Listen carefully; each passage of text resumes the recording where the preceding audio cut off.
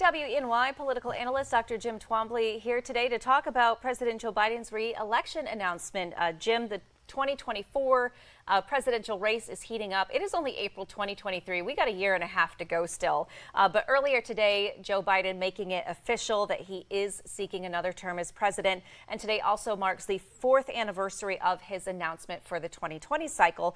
But Jim, recent polling shows that Biden's approval rating is underwater. There's only 41% of the electorate approving of the way that he's done the job so far. 54% disapprove. Now, that's actually 2 points lower than Trump's was at the same point in his presidency. So how can someone with such low polling numbers right now be expected to win?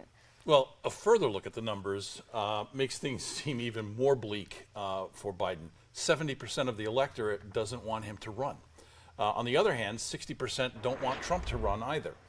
The single biggest factor for those not wanting Biden to run is his age. 48% say it's a major factor for them. But the same is true for many Republicans in their view of Trump's age as well. Biden is currently 80 years old and Trump is 76.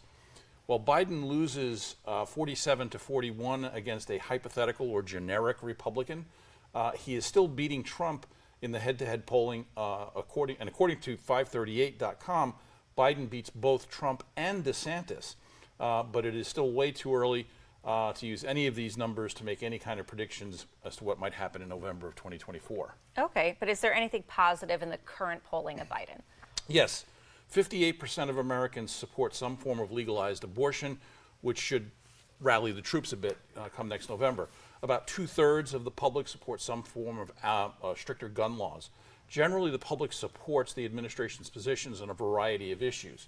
And while the polling on public perceptions of the economy has not yet caught up, there are signs of continued relatively low unemployment and slowing inflation.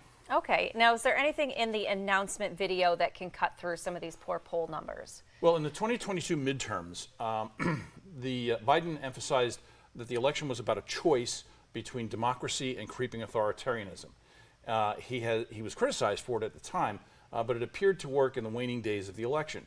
His video today makes much the same argument, that the election will be a choice between those protecting freedom and those seeking to limit it, and focused on things like Social Security, abortion, book bans, and the right to vote, all part of the themes he mentioned in the State of the Union address to finish the job. Okay, and now does Biden have any significant opposition right now within the Democratic Party?